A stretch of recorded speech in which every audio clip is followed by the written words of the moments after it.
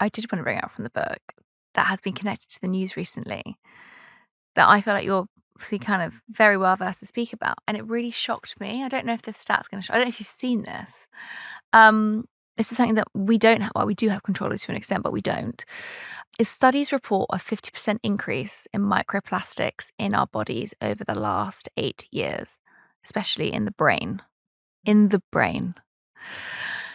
So awareness and reduction of exposures to this are key. And they're everywhere. They're in our food, even from our trusty tea bag, sadly, sometimes from our Tupperware, and even the air that we breathe. Sometimes even just saying that could feel quite overwhelming. Yeah. Like, how can we escape this? And it's something that I've been looking into a lot recently, especially seeing that headline. It jolted me quite a lot. Yeah. It's quite sad, isn't it? More than quite sad. It's alarming, and it makes you feel almost hopeless sometimes, thinking it's so ubiquitous. It's so ubiquitous. And then you kind of go, well, these tiny little particles is a genuine threat to our health. And how can we reduce our exposure to it if it is everywhere? So I decided to write about that a bit in the book because I wanted people to have an awareness, but without feeling overwhelmed. And the tea bags that you mentioned, I know, is quite alarming. If you get the average tea bag that uses nylon, some of the posh ones use nylon. Well, I love it. It's the posh ones that are the ones that are killing us. It's like, well, a lot of them are actually now made with corn, which is helpful. Okay. So there are various brands now that will say on their website that they make their posh tea bags with corn rather than with nylon. But it's also, the lining of those takeaway cups that you get from all the coffee brands, that is also plastic. And so anything that's heated in plastic is going to leach those plastics into the food stuff or the drink, which is why it's particularly helpful when you're thinking about hot food and hot drink to avoid consuming them in something that is plastic. So yeah, I don't remember how many millions of microplastics are in one cup of tea, but there are a significant amount if you are using a tea bag that is made from tiny bits of plastic. And it happens, even they don't look like plastic, which is why it's so confusing to people. But it's actually part of the glue lining that puts the tea bags together that can sometimes be made using plastic. So I'd say look on the website, find yourself a nice tea bag brand that you can trust, and they will say on the website what they're made from. If they are not made from plastic, they will probably be quite proud to announce that. Get yourself a nice takeaway mug, which is great for the environment. It also means, you don't have to, you pay a bit less, don't you? If you can think ahead and bring your own ceramic or glass coffee cup. Try to avoid heating your food in something plastic. So if you're going to get a takeaway one night, maybe you're going to treat yourself to a Friday takeaway, just scoop it out as quickly as you get it. If you want to heat it up in the oven or the microwave, don't heat it in plastic. Chances are it will probably have already leached a little bit of plastic into it from the journey, from the takeaway.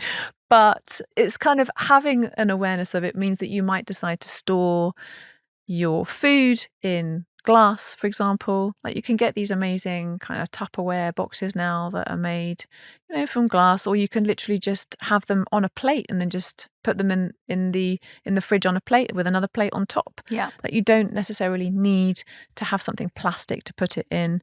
And if you do decide to put it in plastic, that's okay, but try not to heat it in the plastic, which again is microwaves. Yeah. I just Googled while you were talking. How many millions of microplastics are in one cup of tea? Yeah. So I wrote it down, but I don't remember now. Tell me if this is right. So it says to avoid. Oh, hang on. So microplastics, 11.6 billion particles per cup. Billion. Wow. So it was much more than I even remembered. Yeah, that's correct. It's wild.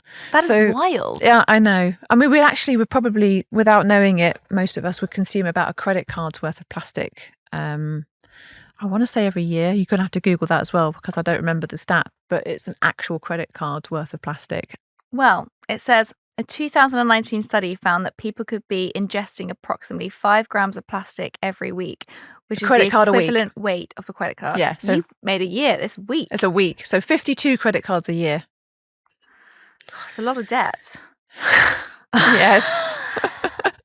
So try not to be too alarmed by these stats that How we've just bad Googled. is that for health? Like, what is this doing? Because obviously when I found out it was in the brain, that's what terrified me. Just so people can understand, like, what is the risk of having these microplastics in our body? Well, I'm not able to completely quantify the long-term risks because I don't know. But the studies I've read on it show that it is present in the brain, present in the placenta. And I think that there is some evidence that it can affect the quality of the placenta. I don't know the full health implications, but I don't believe it's something that's beneficial to us, because we know that things like heavy metals and microplastics, and we certainly know the health implications of consuming BPA, which is a type of plastic that helps to sort of harden make it more supple. Rather, it makes plastics more supple.